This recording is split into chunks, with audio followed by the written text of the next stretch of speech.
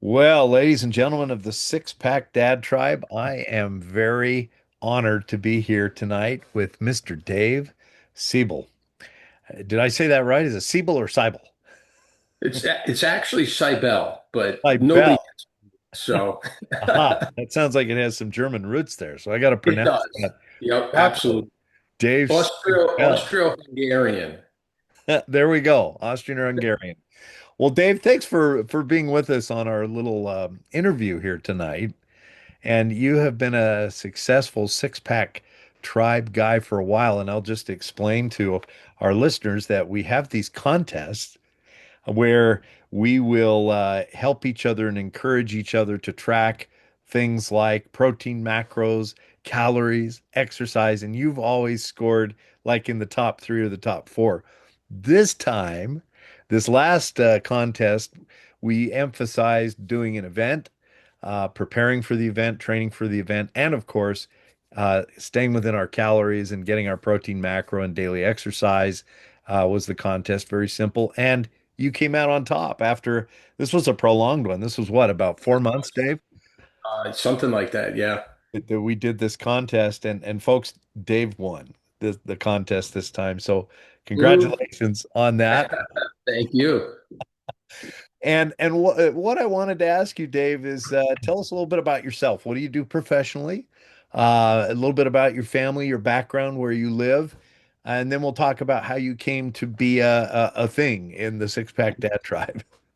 Sure. Well, currently I live in central New Jersey, just outside of Princeton. Most people know kind of where that is. Yep. Um, uh, Married to my second wife. I have one son. No children together, but I have one son who's out in California now. Uh, she has two, a 20-year-old daughter, which something I've never had before. So that's an interesting. You talk about interesting. That's interesting, but Yeah. Yeah. she and I are, we have a very, very, very good relationship, kind of thick as thieves.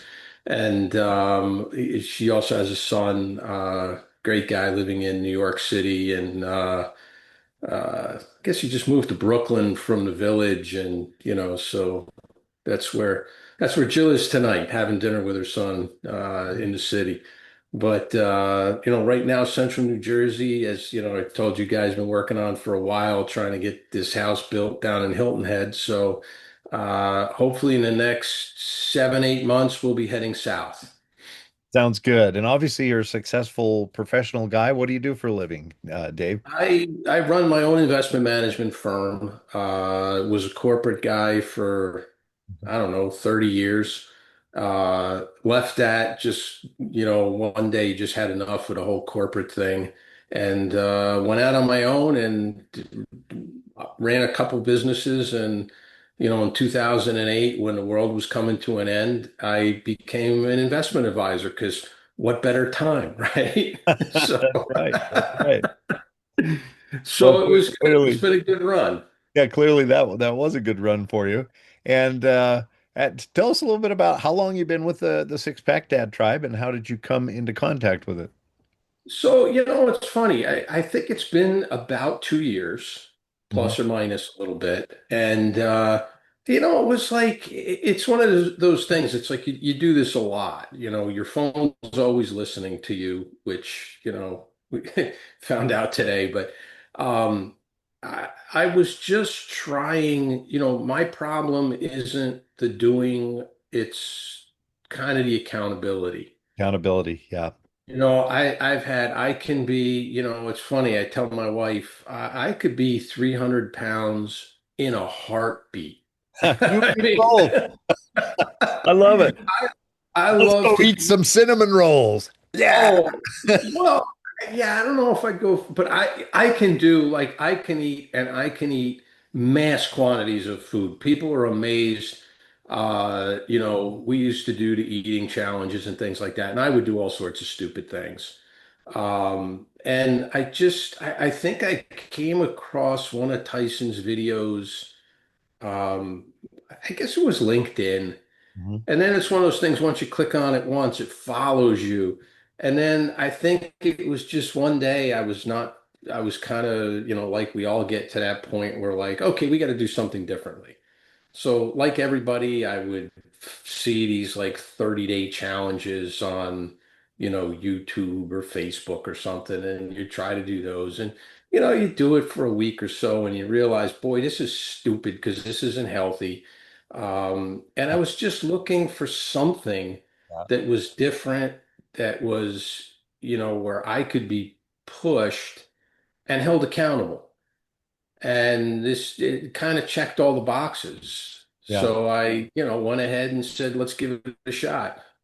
So how has the tribe helped you, Dave? What are some of the key features of this six pack dad tribe that have been so helpful to you? Well, I think it's just being involved with a group of guys that are all doing the same thing. Hmm. So often you get into one of these things and you're the new guy in, the low guy on a totem pole, whatever it is, and you look at everybody else and everybody else is in great shape. They're sitting there flexing and everything, and you realize this is not where you're supposed to be because it's guys that are 20 somethings without jobs that can spend 3 hours at the gym, and all sorts of stuff like this. And I thought what was great about this is it's all guys. I mean, our group is, I guess now it's 50s and 60s or Yeah. whatever it is. It's mostly us, older guys, fathers, businessmen, husbands, the whole bit. We all have the same problem. We are busy, probably put on a little too much weight. We've got family obligations, we've got work obligations, we've got all this stuff. And it's just, you got to find a way to make it work. And this was something that, being in the tribe and just sharing, and even times like, recently where I've been a little, kind of in the background, had some stuff going on. Um, just listening like to the Marco Polos and getting the inspiration from people, it keeps you involved. You're not always on your own. And that I think is the big key. Oh, thanks for sharing that, Dave. I echo that sentiment. Should we change the name of the tribe to the Flexing Grandpas? I'm a grandpa Well, for our listeners, right? I'm you know, 62, you know. I we've been talking. My wife and I talk about it all the time. She wants grandkids in the worst way, and I don't know. She's thinking of starting a business where she can adopt grandkids for the day and stuff like that because it just doesn't look like it might not be in the cards for us for a while. So Well, I echo that sentiment. I joined the tribe similarly. For me, it's been several years now, and I've always been a weightlifter and have enjoyed that and have enjoyed, a modicum of fitness. I played intramural sports in college. I played some sports in junior high and high school, but you get busy and life changes and you just eat too much and yeah, you don't watch and there's nutrition and just weight loss, really two different things. And as you know, in the tribe, we emphasize nutrition and the proper protein intake, particularly as we age. And I don't know if you've found this, Dave, but I found that as I've been more fastidious with my protein intake, with more vegetables, fruits, eating better, paying more attention to it, it's kept the weight off. Literally. well, yeah, I've noticed that because I've noticed when you can't always be perfect. You can't always do what you're supposed to do, and just life gets in the way. And we all go through those things, like it might be around the holidays. For me, it's funny. It's this time of year, like the end of this month, beginning of next month. Every year because it's travel, it's a lot of client dinners, it's just a lot of outside of what you would want to do to try to keep yourself in, on that kind of good nutrition. But what I found since I've been in the tribe is that you're more mindful of it. Right. So where it's you may be still consuming certain nights more calories than you should, but you're doing it in a better way. Right. So where I might be having, instead of eating maybe the big steak, I'm having a piece of salmon or tuna with some vegetables. And probably skipping the dessert or just taking a spoonful. More and more people are like that, and it's funny because you suggest it when everybody wants to order dessert, and you kind of suggest, hey, why don't we split a couple things, and then it might be six people and you have two desserts in the middle of the table, so you take a forkful of each one, and I'm fine. That cup of coffee, I'm happy. Yeah. So it's those kind of things. It's just being more mindful, which helps.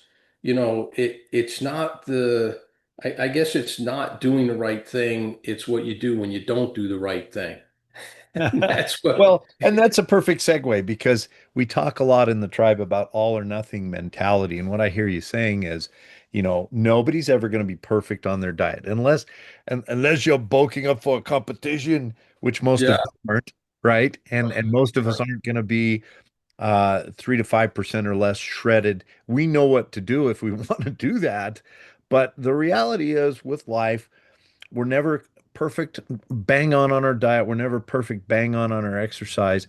But but in the tribe, as you know, we preach the consistency over time. And what I hear you saying, Dave, is that, it's like don't give up just because you're not perfect on your diet or you're not perfect on your exercise, but you're consistent in applying the principles. Would you say that's true? Yeah, oh, absolutely. And that was one of the things that was, I think, one of the first revelations I had. Hmm. And I Hmm. remember, I remember probably a month or two in, I did a polo, and it was, hey, I've really figured out that you you have to take the marathon approach. You can't look at this as a sprint, because most things that I've looked at and done, and everything else in the past have been a sprint. Do this for 30 days, eat like this for 2 weeks, do this, do that. And it's been a sprint. And sure, maybe you drop 10 pounds, but you know what's going to happen. It's going to come right back on. So you start taking that marathon approach, that it's not a diet. It's not, it's a lifestyle. You're just changing your lifestyle. And what that does is it means that you're making long-term changes in the way you eat, the way you approach exercise and everything else. And when you do that, you realize you don't need to be perfect every day. And that was one of the toughest things for me to realize, is that on days when you're like, God, I don't feel like working out. I just don't have, if I don't, I struggle if I don't get it in first thing in the morning. If I have a day like today where I've got to get up early because I got to get to the office, I've got meetings and things. It's a struggle for me to get it in later on. But what I've come to realize is, okay, so maybe I had a big workout plan for today, and just my calendar didn't make it possible, Right. right? That happens. So it happens probably a couple times a week. But now what I realized is, okay, in the past where I would just say, you know what, the hell with it, I'll get back at it tomorrow. Now it may be, okay, I don't have time to do the workout I want. I can't get to the gym. I can't do this. I can't do that. Just hours, time, whatever. But I can go down the basement and jump on a Peloton for 20 minutes and then do some mobility work, or I can go, do 4 or 5 exercises or a circuit or whatever in the basement with dumbbells. You always have time to do something, and something every day consistently. And that's what Tyson always says: just be consistent and you'll see the progress. Because I know my problem is, when I could be perfect and go like gangbusters for a week or two, something will happen, and then all of a sudden, it's 2 weeks and you haven't worked out. Yeah. That's the problem. Yeah. So you don't have to go like bang gangbusters, just be consistent. And that's the probably, again, the biggest revelation is just that consistency, the long-term approach. So is that what you'd say to any newbies in the tribe? Is that my revelation was be consistent. Don't try to win every day, just be consistent. Yeah, just do something. Just do your best, because you're going to start it, when you start to take off the weight and you start to feel better and the clothes fit better and you start cinching down your belt because all of a sudden you got some extra belt loops there. You're like, wow. It's such a difference to say, okay, it may take me, some of the guys, who come in and it's like everybody's used to, oh, it's a 30-day sprint or whatever. And they can never get to where they want to get to. But if you sit there and say, okay, if I'm consistent, if I do something, if I track, if I hit my calories and hit my macros, most of the time. And I work out or do something, even if it's go for a walk or a bike or just something, do something most days. Well, it may take longer than 30 days. But you know what? If it takes you a year to get to where you want to be, you're going to get there without even noticing, right? I mean, you're going to notice, but it's not like it's been a heavy lift. You've changed your habits, you've changed your lifestyle, and now all of a sudden you get to the place you've probably been for some of us, maybe, some of us have never been where we want to be since high school.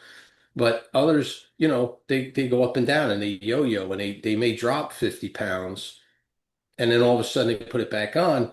I think what this does is you get there and it's like, okay, this is a sustainable lifestyle. I'm not going to put it back on. Yeah. Well, very good, Dave. Well, I want to thank you for being with us today. That's some great advice. Great My story. pleasure. And you're looking great, by the way. Well, You- thank you.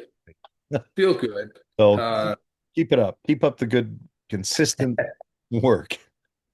yeah, listen, sometimes it's a challenge, but we're all up for it. Fantastic. Well, again, thanks for being with us today, Dave, and we look forward to more participation on the Marco Polo groups. Absolutely, my pleasure. Thanks, Greg.